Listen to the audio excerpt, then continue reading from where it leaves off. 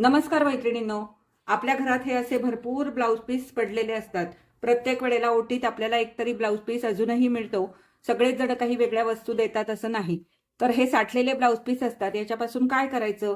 काही वेळेला आपण याच्यापासून गोधडी बनवतो किंवा बरेच लोक पर्सेस बनवतात, वेगवेगळं काहीतरी याच्यापासून बनवतात जेणेकरून या ब्लाऊज पीसचा उपयोग व्हावा. आज मी असाच एक वेगळा उपयोग या ब्लाऊज पीस पासून तुम्हाला करून दाखवणार आहे.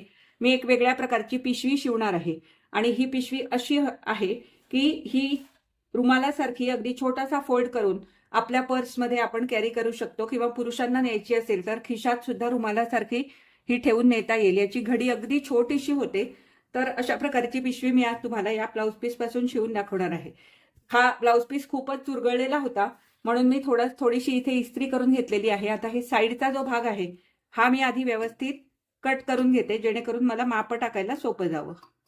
पिशवीची घडी एकदम छोटी व्हावी आणि पुरुषांना पॅन्टच्या खिशातून तसंच बायकांना साईड पर्समधून सुद्धा ही कॅरी करता यावी यासाठी मी एक ट्रिक वापरणार आहे.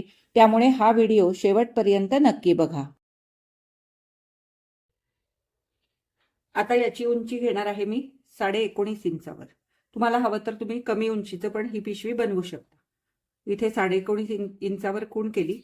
तसंच या बाजूला पण मी 19.5 इंचावर एक खूण करून घेते.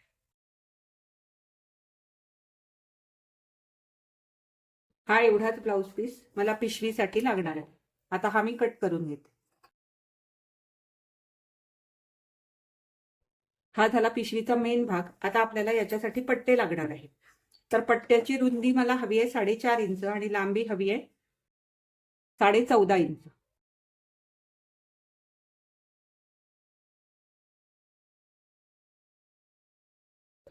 हे बघा, ही बरोबर 14.5 इंच आहे.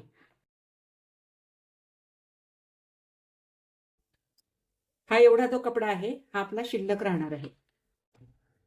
मी तुम्हाला पिशवीची रुंदी सांगायला विसरले.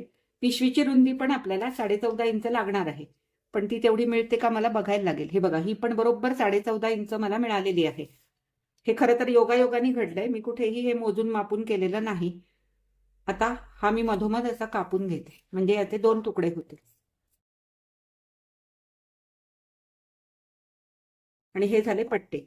याच्यासाठी आपल्याला एक इलेस्टिक लागणार आहे. साधारण 6 इंचाचं इलेस्टिक मी इथे कापून घेते. हे बघा, हे मी 6 इंचाचं इलेस्टिक कापून घेतलं. माझ्याकडे पांढरंच होतं घरात म्हणून मी पांढरंच घेणार आहे. परंतु याला मॅचिंग इलेस्टिक किंवा काळं इलेस्टिक तुम्ही वापरू शकता. आता ही पिशवी मी माझ्या घरातल्या वापरासाठी बनवते त्यामुळे मी तेवढा विचार केलेला नाही. सगळ्यात आधी आपल्याला हे पट्टे शिवून घ्यायचे आहेत. त्यांसाठी 2 तुकडे घेतलेत. हे उलटे ठेवायचे आणि पाव इंचावर इथे याला टीप मारून घ्यायची.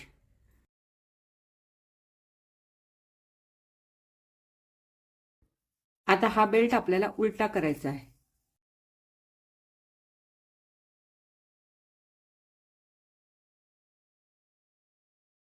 आता हे दोन्ही बेल्ट मी सुलट करून घेतले म्हणजे सरळ बाजू याची वर आली. आता काय करायचंय, तुम्ही याला इस्त्री पण करू शकता. परंतु हे जे आहेत ना, हे मी असे मशीनच्या कडेवर असे धरून त्याला जरा घासणार आहे. त्यामुळे काय होईल, इस्त्री करायची मला फारशी गरज पडणार नाही.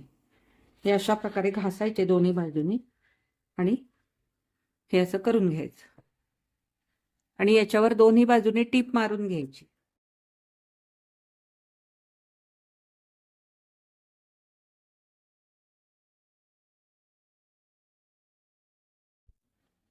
आता काय करायचं, या पिशवीच्या दोनही तुकड्यांना, वरच्या आणि खालच्या तुकड्यांना दोनही बाजूनी 3.5 इंचावर खूण करून घ्यायची.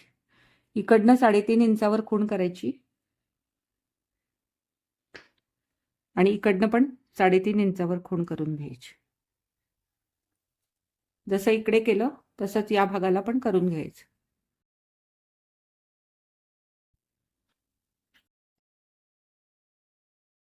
हे बेल्ट आपले असे तयार करून झाले. आता सुलट बाजूनीच हे बेल्ट आपल्याला याला जोडायचे. पण काय करायचं, आपली ही जी टीप आहे ना ती आतमध्ये म्हणजे घ्यायची. म्हणजे बेल्टची सुलट बाजू आणि पिशवीची सुलट बाजू हे असं ठेवायचं आणि जिथे आपण 3.5 इंचावर खूण केलेली आहे त्याच्या थोडंसं बाहेर इथे याला टीप मारून घ्यायची. जसा हा जोडलाय तसाच हा पण जोडून घ्यायचा. याच्या आतल्या बाजूला घ्यायचं.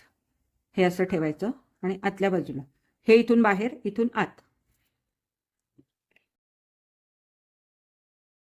पुन्हा एक अर्ध्या इंचावर किंवा पाव इंचावर याला टीप मारून घ्यायची. हे असं जोडून झाल्यानंतर ही जी सुलट बाजू आहे ती अशी याच्या समोर ठेवायची आणि हा बेल्ट जो आहे हा बेल्ट हा असा करून इथे जोडून घ्यायचा. हे बघा, हा असा बेल्ट आहे, हा असा फिरवायचा आणि इथे असा जोडून घ्यायचा. पुन्हा अर्ध्या इंचावर एक टीप मारून घ्यायची.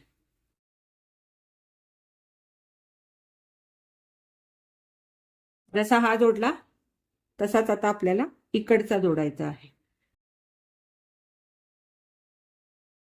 बघा, हे असं आपलं आता पेटीकोट सारखं तयार होईल. आता काय करायचं, ही पिशवी अशी करायची आणि व्यवस्थित हे दोन्ही भाग एकत्र करून खालच्या बाजूने याचा मध्य काढून घ्यायचा.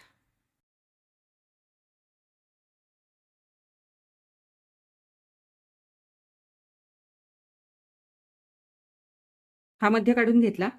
आता हे जे आपण इलास्टिक घेतलेलं आहे हे इलास्टिक असं दुमडायचं आणि ते बरोबर ह्या मध्यावर ठेवून इथे तुम्ही टाचणी लावून घेऊ शकता. मी याला इथे टीप मारून घेणार आहे.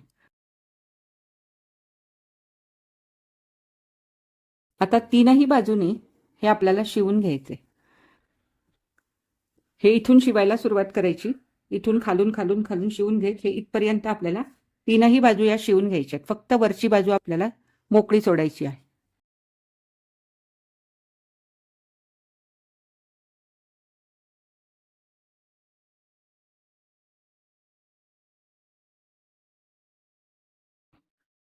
हे झाल्यानंतर ही पिशवी आपल्याला उलटी करायची आहे.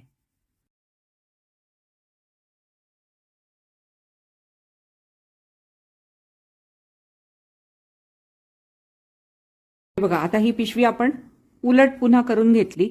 आता आपल्याला पुन्हा इकडनं एक टीप मारायची आणि इकडनं एक टीप मारायची, जेणेकरून हा जो भाग आहे हा आपला व्यवस्थित होईल.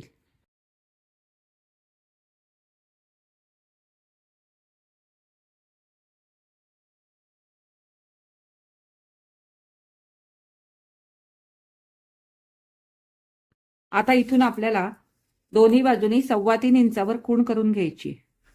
इकडनं 3.25 इंचावर करायची, या कडेपासून पुढे 3.25 इंचावर खूण करायची.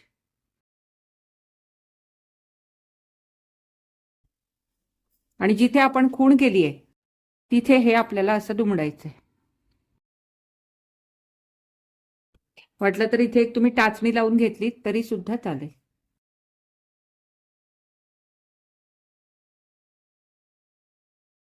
हवं तर तुम्ही पुन्हा एकदा हे मोजून घेऊ शकता. हे बघा, या बाजूने 3.25 आणि इथे पण, इथे हे थोडंसं कमी झालंय, अजून थोडंसं हे आत घ्यायचं, म्हणजे दोन्ही बाजू आपल्या सारख्या आल्या पाहिजेत या हिशोबाने. आणि इथून आता एक आपल्याला टीप मारायची आहे. अर्ध्या इंचाचं मार्जिन ठेवून याला टीप मारून घेऊ.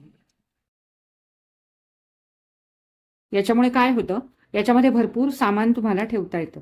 हे बघा, आता इथे तुम्ही बघू शकता या दोन्ही बाजूनी अशा प्लेट्स तयार झाल्या याला.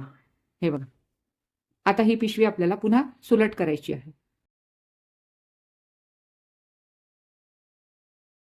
आता आपल्याला वरती याला दुमडून टीप मारायची आहे. मग पहिल्यांदा साधारण 1 सेंटीमीटर एवढं आपण दुमडून घ्यायचं आणि नंतर 1.5 ते 2 सेंटीमीटर एवढं दुमडून घ्यायचं. आता इथे काठ आहे त्यामुळे तुम्ही नाही दुमडलं तरी चालेल, पण दुमडल्यामुळे काय होतं, या पट्ट्यांना थोडीशी स्ट्रेंथ मिळते. त्यामुळे हे पट्टे असे आत सरकवायचे आणि हे बघा, हे असं आत सरकवायचे आणि इथून याला टीप मारून घ्यायची. आता इथे जर काठ नसते तर हे पुन्हा एकदा असं दुमडावं लागलं असतं, परंतु आता इथे काठ असल्यामुळे मी हे एकदाच दुमडायचा प्रयत्न करणार आहे, नाहीतर मग पुन्हा असं दुमडणार आहे. पण असं दुमडल्यामुळे काय होईल, हे जे डिझाईन आहे ना ते आत जाणार. त्यामुळे एकदा दुमडून आपण काय होतंय ते बघू, नाहीतर मग पुन्हा हे दुमडून घ्यावं लागेल. तर हे असं व्यवस्थित ठेवायचं आणि उलट्या बाजूनी ह्याला टीप मारून घेऊ.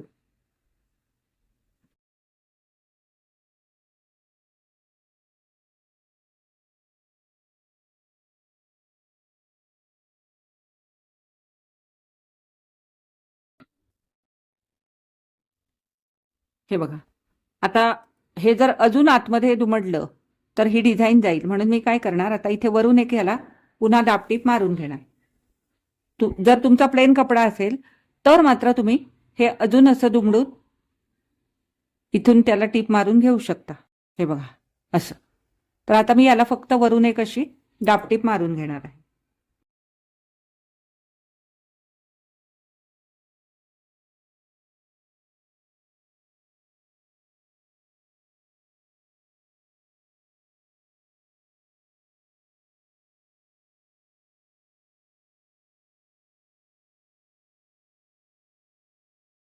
सगळे दोरे बिरे मी व्यवस्थित कापून घेतले. आता आपल्याला याची व्यवस्थित घडी करायची. जेव्हा आपण बाहेर जातो तेव्हा कायम ही पिशवी आपल्या पर्समध्ये आपण ठेवू शकतो. म्हणजे समजा काही वेळेला असं होतं की आपण बाहेर गेलो फिरायला आणि आपल्याला एखादी चांगली गोष्ट दिसली, ती आपल्याला घ्यायची असेल तर आपल्याकडे पटकन पिशवी सापडत नाही किंवा नसतेच बहुधा.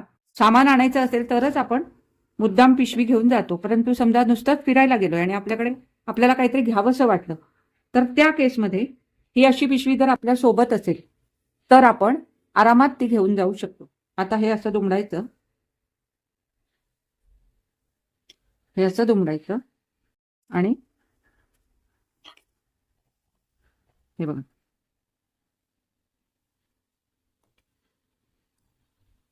ही अशी गुंडाळी करत करत